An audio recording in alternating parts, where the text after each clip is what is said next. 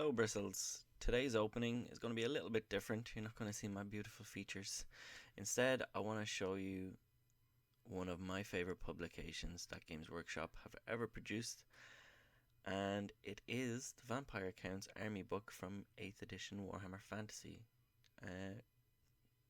Reason being, this is the inspiration for how I am painting my skeletons for Age of Sigmar. You see these Graveguard here, they've got this kind of like burnished gold armor, which obviously I'm doing a colder take, so it's not as warm as you see here, but we've got those purple robes as well.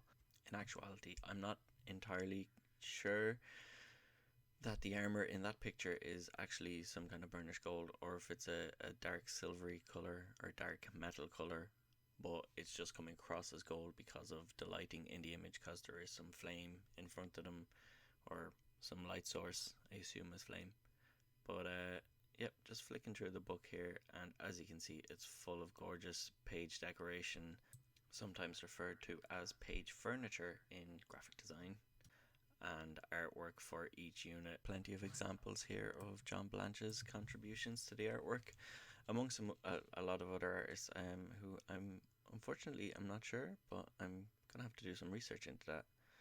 And here we see the lore of the vampires and the vampire powers, which I do miss. I wish they would make a return for Age of Sigmar. It's one of the main things I really love about Warhammer the Old World and my Vampire Counts. But here is a painted skeleton from the previous skeleton incarnation of the skeleton kit with the purple and gold color scheme. And this is what I wanted to show you today. Just for some reference, sometimes the color schemes we choose, they can come from anywhere. Sometimes it's something simple like an older army book or codex battle tome. Sometimes it's a description from a piece of lore fiction, or sometimes it's completely unrelated. It could be from a cartoon, or maybe a piece of music or a movie. Just before I start painting, this video will be split up into a few different sections. There's the first purple, which I tried, which is a warmer tone, which I end up changing. There's the purple I actually go with, which is much cooler tone, and then there's the shields and how I painted the shield. Anyway, this video is going to be long enough regards painting, so let's get on with it. Here's where we would have left off in the last video, where I base coated all the elements and gave everything except for the bone a wash of Drakenhof Nightshade. Next step is to highlight up again with Naggaroth Night again, and leave the recesses with the Naggaroth Night and the Drakenhof Nightshade. The next highlight is going to be Naggaroth Night mixed with Worm Purple. Usual business here, where we just paint a smaller section and just a smaller highlight. I'm pretty sure for both methods of paint purple, the warmer one and the cooler one, this step up until this step is the same with both, including this one, where now I'm just using Worm Purple on its own to highlight. Again, even finer, narrower scope, keeping nice and clean. There are some broader areas where like the highlights will be broader. These aren't edge highlights. And now this is the warm one, where I take Bugman's Glow and the Worm Purple and I mix them together, and this one is essentially an edge highlight and a fine highlight, but not the final one, because the final one is pure Bugman's Glow on its own, and this is just a little highlight. This isn't going to go over every single edge, but just where it's going to be the brightest, as is the norm with edge highlight. I do like how I painted this purple, however it's not the theme I was going for with the army. So here I'm going to show you my first attempt at a lighter color, which I wasn't too happy with how it was looking, and I ended up using a wash of Druchii Violet all over, and it came out way too glossy, so I'm just going to go back to the start. But before we do that, I want to have a little conversation about Drakenhof Nightshade and overall Games Workshop's shades and the change in recipe. Now, I mentioned in the last video that I had to replace this because, as you can see, it's empty, and I was a little concerned when I opened the pot that looking at it, the new formula in a smaller pot, it just does not look like it's going to perform the same way. And I'm going to show you now. Here's the new one next to the old one on my finger. I had a feeling looking at it that it was a lot more watery, whereas the old one was not an ink, but it had a more inky consistency. So here's how the old one looked. It dried matte and I really like it, and this is it over just the purple base coat. Now I'm going to use Neferata as an example here. I've got Nagaroth Night and the new Drakenhof Nightshade washover, and as you can see, it dried really glossy and I'm really not happy with it. But anyway, I'm going to see if I can figure something out as a replacement for that.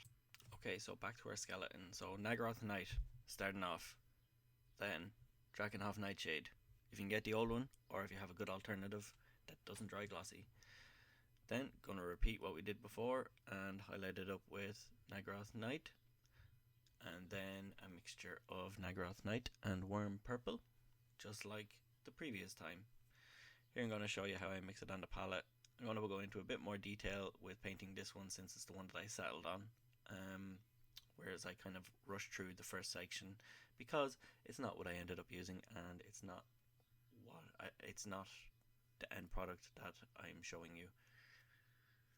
And next is Worm Purple on its own, just like before, and after this step is where we change things up a little bit, because yes, Worm Purple is quite warm. It's a warmish mid-tone, but it's just a really nice magenta that I wanted to add in because it adds a bit more punch, whereas if we went straight from Nagaroth Night to the next step, it would look very, I don't know, I feel like it wouldn't have as much punch and it would be kind of boring looking. But for the next step where we divert here is I take, how do I pronounce this? Decala Lilac from Games Workshop and mix it with the Worm Purple, and that's my first highlight. I'm going to say something here that might upset a few people. I don't know if the wet palette is the best option for this. Maybe it's because Decala Violet is an edge paint, so it's a lot thinner. And also I'm quite close to the edge of my palette paper and I'm getting a bit too much hydration and a lot of separation, which I was fighting against this entire time. But that's my own problem. So highlight with that mix, and then the next highlight I'm just going to add more of that Decala Lilac into the previous mixture. Yep, I definitely have too much water in my palette, I think, because it's thinning my paint out, and as you can see, the odd time that I wick it off on my thumb, it's quite watery, but that's my own fault, nobody else's. You might notice I have switched to a smaller brush, and now on to the next highlight, just pure Decala, or maybe I'm supposed to pronounce it like a Scouse. Decala? That was bad. No shade on Scouses, y'all sound great. I've distracted myself now. Anyway, so yeah, pure highlight just on the brightest parts with pure Decala Violet, and that's that. Next, oh wait, it's not. Next up we take some Ulthuan Grey, I forgot about that, and mix it in with the Decala Violet, I can't speak, I need to get some water.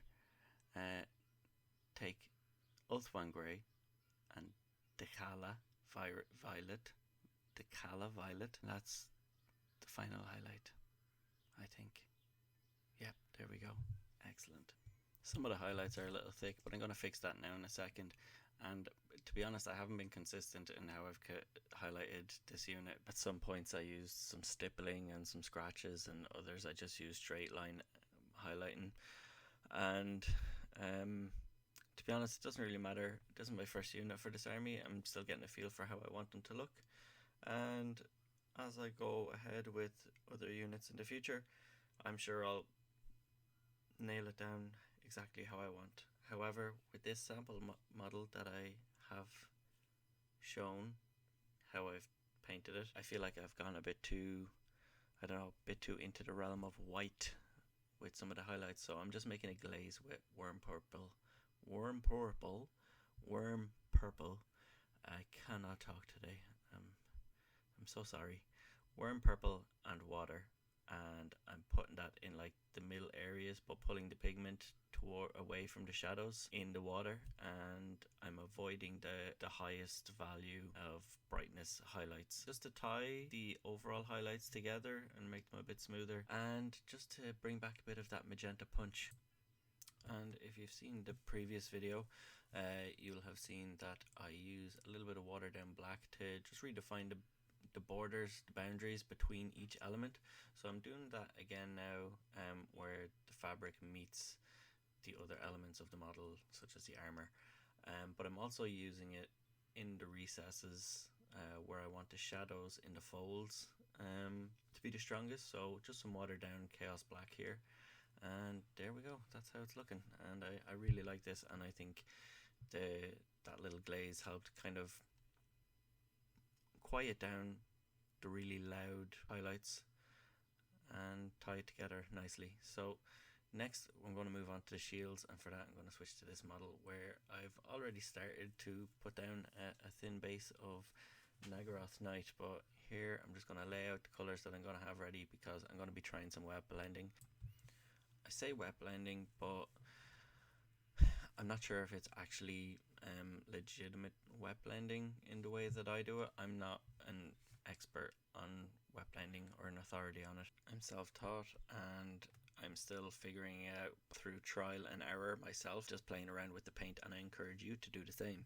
I'm just doing what feels natural in terms of trying to get a blend. So there's a lot of back and forth between mixing the wet paint on the model, which I guess is wet blending, but there are times where I will stop and allow the paint to dry so I can see where I'm at and see where I need to maybe push from one end of the spectrum, because we're essentially making a spectrum between the colors that I have put out here, which are Chaos Black, Nagaroth Knight, Worm Purple, Decala Violet, and Ulthwan Grey.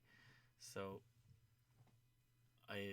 initially I started off with a base coat of Nagaroth Knight on the lower portion of the shield, and then went into getting down a solid bit of a mid-tone with the Worm Purple across the center line, or the horizon, I guess. It's an arbitrarily located horizon that I have decided upon in my mind where I think it would look best on the shield. So essentially splitting it in half with the Worm Purple in the center. But where those paints meet, I'm going back and forth from the palette. I have it right in front of me, and just in some cases I'm mixing some paint on the palette before I put it on, but working quite fast so that the paint is still wet, the previous color is still wet, that I put the new color down beside, so that I can kind of blend them, well, not kind of, but try to blend them together as best I can in a fluid way. I'm being quite conservative with the black dough and only using a tiny bit of that at the very bottom of the shield. And there's a lot of back and forth when trying to do wet blending, because you know, it takes a lot of practice to learn I don't know, adequate control of the paint, because you have to take into consideration the drying time of each paint, and not everyone is going to be exact same. And as well as that, the different paints colors, depending on the viscosity of them, that's how thick they are or how fluid they are, depending on that, they're all going to behave differently. So there is a lot of learning each time I do this, depending on the colors I'm using. For example, Nagaroth Knight is quite a thick paint, and pigment dense, because it is designed to be that way, because it's a base paint and it's designed for optimal coverage. Conversely, Decala Lilac is much thinner paint, and the ratio between pigmentation and medium and binding agent is a lot different. So I think it's a lot less pigmented, and I do struggle with blending that because it separates on the model. So the brighter part of this definitely took a bit longer because of that separation. So there are times where I come back with, instead of just pure Decala Violet, but instead maybe a mixture of it and like a lot of it and a tiny bit of the Worm Purple or Ulthwan Grey, just to help it perform a little bit better. Not so much better, but in a way that I'm more comfortable working with and I find it easier to blend with. Essentially, you're putting wet paint down beside still wet paint, maybe wicking off your brush every now and then on your palette or on your thumb, and using a moderately clean, I'm not taking the time to actually clean it with water, but like just wiping it off on something, brush to kind of feather the paints together. I don't know if I'm doing a good job of explaining how I'm blending these shields. That's why I'm letting this footage run for a while and showing kind of in a sped up real time, but with mostly no gaps in the actual footage of my actual process of the back and forth. I realize it's making the video run a little bit longer, but I think seeing it happen will help hand in hand with my explanation. I don't know, be of some help anyway.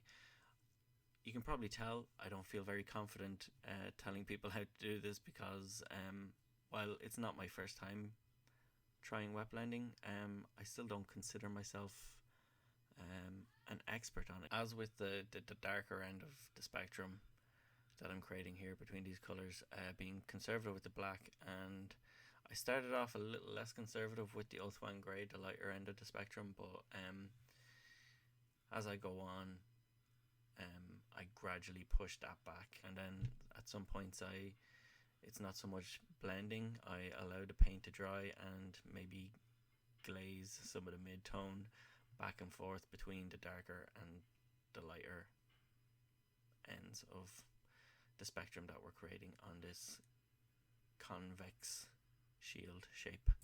When I feel like I'm making a bit of progress, I attempt a kind of edge highlight around the top of the lightest part with pure Oathwang Grey, and then I frame everything inside the kind of metallic trim with a thinned down Nagaroth Night, and then at the very bottom just a thinned down Chaos Black. I also do this around the filigree, which I actually completely forget to go back and tidy up, because as I'm doing the blending here, it gets a bit messy and I do go over some of the metallic areas, and I actually completely forgot to redo them when I'm finished the shield here. And in the end shots you'll probably see all the shields have some paint over them of purple. So here's a look at some of the shields that I did off camera before doing this one. Some of them are lighter than others, they're not all consistent. That's fine, they're all close enough, and let's not forget these are just humble skeletons, and well, actually I was gonna say they're not meant to stick around, they're meant to die, but they actually will stick around. You'd be right to be wondering why bother putting so much effort into basic troops, especially skeletons, but I've said in my other videos while working on things, I like, even if an overall paint job is done in a way that maximizes time, I do like having at least one part that I put a bit of extra effort in just to scratch that itch from myself. But yeah, here actually, before I show you the end shots of the unit, I think I may have figured out a temporary solution for my issue with Drakenhof Nightshade. So I've got some Black Templar and a Kellyan Green contrast paints, and I remembered that Black Templar is it's slightly in the blue realm of black, and then a Kellyan Green does look quite close to Drakenhof Nightshade, but it's not too far off. So I'm just going to take a bit of that and add it into quite a bit of contrast Black Templar. Definitely a lot more Black Templar than the Kellyan Green here. So you can see that's it there, and then here's the Drakenhof Nightshade, the original one, right next to it. So still need to make it a little bit darker, so adding more Black Templar. That's a lot closer. In fact, I actually think I might like that shade a bit better than the original Drakenhof Nightshade. So with that, and add in some water to thin it out, I'm going to try that over some base paints that I've just thrown down on this next skeleton for the next unit, and we'll see how it dries. That's how it's looking there on my thumb, and that's the new Drakenhof Nightshade next to it, which is a lot more in the black tone, black end of things than the Drakenhof Nightshade is which is closer to blue. And here's how it looks next to, just in comparison to the dried new Drakenhof Nightshade on Neferata, which I'm just going to completely paint over. And here it is on the other one. You can see there's a bit of shine from my lights, but overall it's a lot closer to the matte finish from the original Drakenhof Nightshade, which I'm happy with now until I find a nice substitute from a different range maybe. So if you know of anything that would be like Drakenhof Nightshade in a different range, like Army Painter or something, leave it in the comments below please. That would be great. Now here's a look at my beautiful unit. I'm not afraid to say beautiful, because even though there are bits that I need to fix, I'm really happy with them. I love how they turned out. Here's a guy, my first test model. That's how he looks. That's where I started off. And here's the guy with the worm. I'm not going to repaint these. I'm going to leave them to show. And this guy also with the warm cloth also has that shield that I painted, which is just contrasts and shades over metallic. These look good too. You'll notice as well the bases on these, they're gradually getting better until I get to the final product, which is this one. I love this guy. I had fun doing the freehand. It's not like fantastic freehand, but I'm really happy with it, and it's inspired by a time in the history of Age of Sigmar that I really enjoyed and was really passionate about.